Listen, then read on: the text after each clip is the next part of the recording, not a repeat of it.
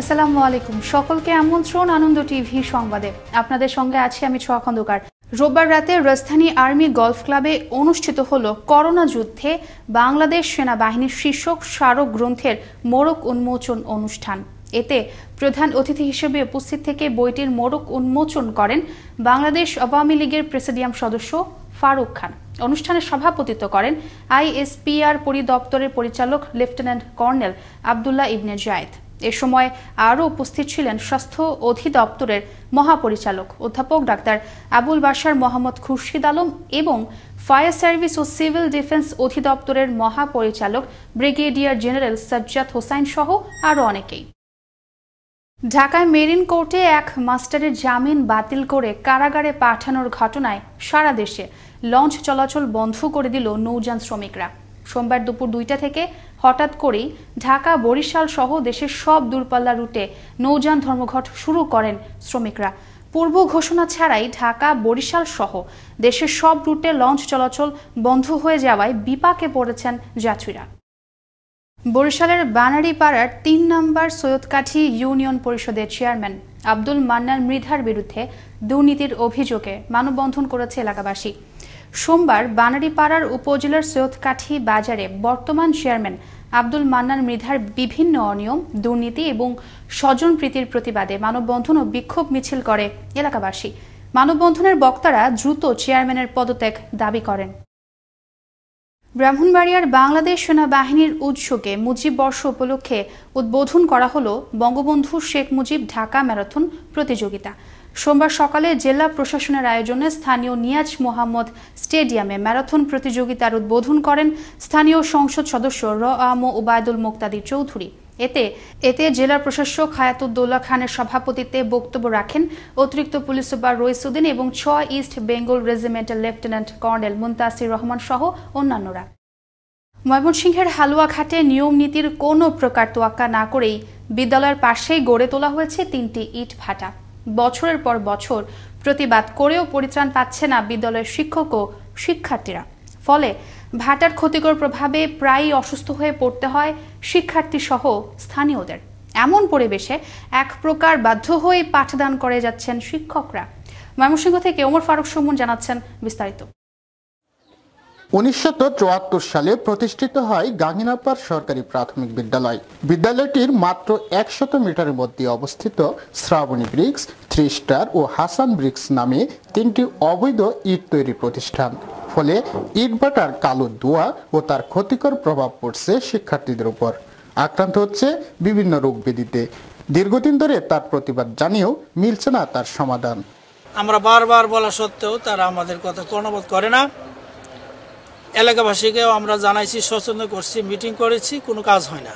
আসলে এখানে শীতকালীন সিজনে বেশি যেটা হয় আর কি, শীতকালীন সিজনে এখানে আমরা বাচ্চারা এবং আমরা টিচাররা যখন ক্লাস নিই দেখা যায় যে বাচ্চাদেরও এই প্রবলেমটা হয়, একটু শ্বাসকষ্টজনিত সমস্যাটা হয় যেটা। স্থানীয়দের দাবি কোনো প্রকার নিয়ম নীতির তোয়াক্কা না করেই বছরের পর বছর চালিয়ে যাচ্ছে ইটভাটার সকল কার্যক্রম। এর ক্ষতিকর প্রভাব পড়ছে শিক্ষার্থী সহ উদ্ভিদের উপর। আমাদের এলাকায় অনেক মানুষজন আছে মুরব্বী, তারা শ্বাসকষ্ট রোগে ভুগে, তাদের সমস্যা হয়। ইভেন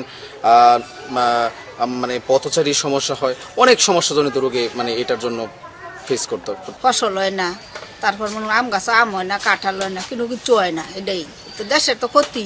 এর দ্বারা অনেকে রোগে আক্রান্ত হয় এবং অনেকে অসুস্থ হয়ে যায়।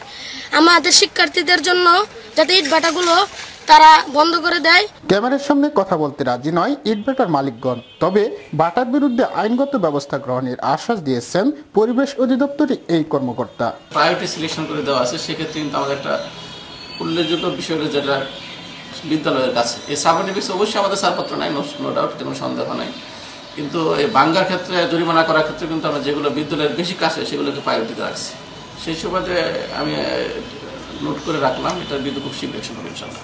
সরকারি হস্তক্ষেপে বিদ্যালয়ের পাশ থেকে অবৈধ ইটভাটাটি সরিয়ে নিলে ফিরে আসবে শিক্ষার সুন্দর পরিবেশ, উন্নত হবে জীবন ব্যবস্থা। তাই দ্রুত বিদ্যালয়ের পাশ থেকে অবৈধ ইটভাটাটি সরিয়ে শিক্ষার সুন্দর পরিবেশ সৃষ্টি করার দাবি সবার। ওমর ফারুক সুমন, আনন্দ টিভি, ময়মনসিংহ। জমে উঠেছে বরিশালের গৌরনদী পৌরসভার 3য় ধাপের পৌর নির্বাচন। সকাল থেকে গভীর রাত পর্যন্ত প্রার্থী ও সমর্থকরা গণসংযোগ, সমাবেশ ও মাইকিং সহ নানা প্রতিশ্রুতি দিয়ে ভোট প্রার্থনা করছেন ভোটারদের দ্বারে দ্বারে। বরিশাল থেকে কাজী আলামিনের রিপোর্ট।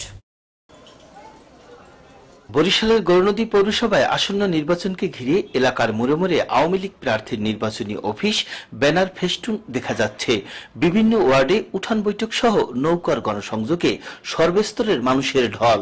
তবে দেশব্যাপী অবকাঠামো নির্মাণ সহ আর্থসামাজিক উন্নয়ন, বেকারত্ব ও দারিদ্র্য বিমোচন করার কারণে মানুষ নৌকায় ভোট দিবে জানিয়েছেন নেতৃবৃন্দরা। আজ বাংলার মানুষ ঐক্যবদ্ধ হয়েছে যে আমরা নৌকা মার্কায় ভোট দেব, শান্তিতে থাকব, বাংলাদেশকে উন্নয়ন করব। সারা গৌরনদী থানার আওয়ামী লীগকে তিনি একাট্টা করেছেন, ঐক্যবদ্ধ করেছেন, যার কারণে আওয়ামী লীগ এখন অনেক শক্তিশালী। আওয়ামী লীগ মানুষ তাকিয়ে আছে, আওয়ামী লীগ নৌকায় ভোট দেওয়ার জন্য জনগণ উন্মুখ হয়ে আছে। গত 10 বছরে পৌর মেয়র হারিসুর রহমানের অক্লান্ত পরিশ্রম এবং আন্তরিক প্রচেষ্টায় গৌরনদী পৌরসভা এখন উন্নয়নের রোল মডেল। এতে আসন্ন নির্বাচনেও মেয়র হারিসুর রহমানকে নিয়েই ভাবছেন এ পৌরসভার সিংহভাগ নাগরিক। তাকে আমরা জয়লাভ করে তারে ফুলের মালা গলায় পরাতে চাই। একমাত্র পৌরবাসী, তার কোনো বিকল্প প্রার্থী ভাবতেই পারে না। হারিস ভাই 2 টাইম আমরা ভোট দিয়ে জয়যুক্ত করেছি, আমরা এবারও ভোট দিয়ে ইনশাআল্লাহ জয়যুক্ত করব। তবে টানা তৃতীয়বারের মতো দলীয় মনোনয়ন পেয়ে নৌকা প্রতীকের মাধ্যমে নির্বাচিত হয়ে ত্যাগী নেতাদের মূল্যায়ন ও অসমাপ্ত কাজ সম্পূর্ণ করতে চান তিনি। জনগণ ইতিমধ্যে নৌকার পক্ষে স্বতঃস্ফূর্তভাবে প্রচারণায় নেমেছে, তারা নৌকার গণজোয়ার সৃষ্টি করেছে। পৌরবাসী একাট্টা ঐক্যবদ্ধ। আমি বিশ্বাস করি ধারা বহমান থাকবে এবং 30 তারিখ সকল পৌরবাসী কেন্দ্রে গিয়ে তাদের বিবেকের রায় ব্যালট দিয়ে নৌকাকে নিরঙ্কুশভাবে বিজয়ী করবে ইনশাল্লাহ। উন্নয়নের ধারা অব্যাহত রেখে পৌরবাসীদেরকে আধুনিক সুযোগ সুবিধা প্রদান করাই হচ্ছে মূল লক্ষ্য, এমনটাই জানিয়েছেন ক্ষমতাসীন আওয়ামী লীগের মনোনীত টানা 3 বার নৌকা মার্কার প্রার্থী পৌর মেয়র হারিসুর রহমান। কাজী আলামিন, আনন্দ টিভি, গৌরনদী পৌরসভা, বরিশাল। রংপুরের ছাত্রী নিবাস থেকে উদ্ধার করা হলো সোনালী রায় নামের এক শিক্ষার্থীর ঝুলন্ত মরদেহ। সোমবার সকালে নগরীর লালবাগ এলাকার কেডিসি সড়কের একটি ছাত্রী নিবাস থেকে লাশটি উদ্ধার করে পুলিশ। কারমাইকেল কলেজে ইংরেজি বিভাগের 4র্থ বর্ষের শিক্ষার্থী ছিল সোনালী রায়। প্রাথমিকভাবে আত্মহত্যা বলে ধারণা করছে তাজহাট থানা পুলিশ। লাশ ময়নাতদন্তের জন্য মর্গে পাঠানো হয়। এই ছিল এখনকার মতো। আনন্দ টিভির সংবাদ দেখুন প্রতিদিন বিকেল 5টা 30 এবং রাত 9টা 30। করোনা থেকে আপনি এবং আপনার পরিবারকে সুরক্ষিত রাখতে স্বাস্থ্যবিধি মেনে চলুন। আনন্দ টিভির সঙ্গে থাকার জন্য সকলকে ধন্যবাদ।